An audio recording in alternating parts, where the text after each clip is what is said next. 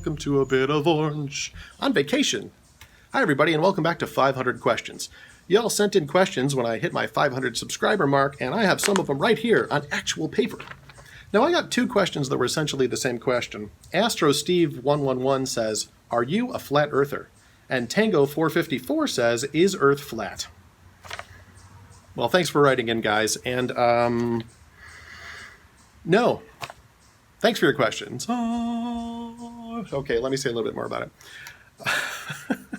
What's amazing about these questions is I got these questions. In fact, I got the accusation of being a flat earther on a video where I made pretty clear I was not a flat earther. Now, the title of the video was Debunking the Debunking of the Flat Earth. So again, what happens is a lot of critics show up, they read the title, they look at the thumbnail and go, that's all I need to know. Time to head into the comment section and start making snarky comments. So am I a flat earther is ultimately the question here, and the answer is no, and the reason is multiple. Number one, as a Christian and a creationist, I don't think that you can defend that from the Bible. And again, I've talked to flat earthers who walk through, here's all the Bible verses I think, support the idea that the earth is flat, and it just doesn't work. And I explained that to them. I'm like, look, here's how this verse should be interpreted, here's why your interpretation of this word doesn't work, yada yada. You cannot make a case from the Bible that the earth is flat. And I think I can make a case from observational science, meaning by looking at the sun and looking at the moon and other things I can directly observe, I think I can show that the earth can't be flat. I think I can show that the earth has to be round. I mean, just consider sunrise or sunset. Those don't work on a flat earth model. And I've seen the explanations that flat earthers give, and some of them are clever. I mean, the guys are working overtime. A lot of them, frankly, no offense to my atheist friends, but there's a lot of atheist videos that don't have nearly the thought, creativity, or logic that the flat earth videos do. Okay, the friendly atheist once made the argument that because Christian movies and music are bad, in his opinion, therefore God doesn't exist. Not a lot of flat earthers have a concept or an argument that's that stupid. I mean, that's just appallingly dumb. And he had a string of these terrible arguments, and he's one of the most popular atheists on YouTube. So, yeah, the flat earthers got you beat, atheists. But then their model isn't really that stupid.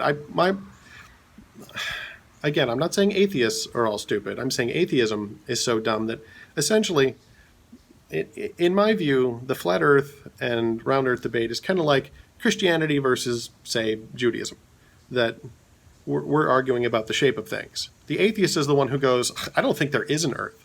You're stupid for thinking there is an earth. You would have to prove to me that the earth exists, because I don't think it does, and all of your evidence is bogus, and I'm not even going to look at it.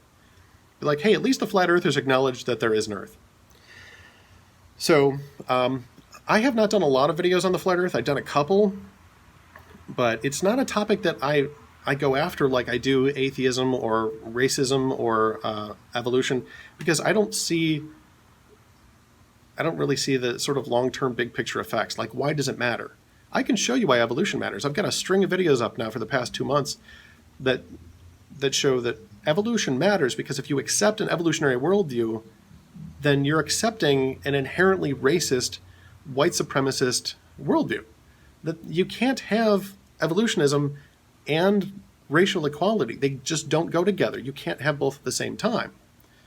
And so it matters. There's long-term effects of that. Also, it affects science. There's been a lot of bad science done or good science not done because people accept evolutionism. And so, the science is stopped for the dogma. They have their evolution of the gaps and on and on. Flat Earth, though, like if the Earth is flat, how's that going to change anything? Like, I've been on a plane, and I don't feel like if you could prove to me that the Earth was flat, and I believed it, that would affect, like if the Earth actually was flat, like if it literally just was, how would that change how I take a plane to Florida? Or, wherever. It wouldn't change anything. So, because I don't see it as being something that matters, I don't really do much in terms of debunking it on videos.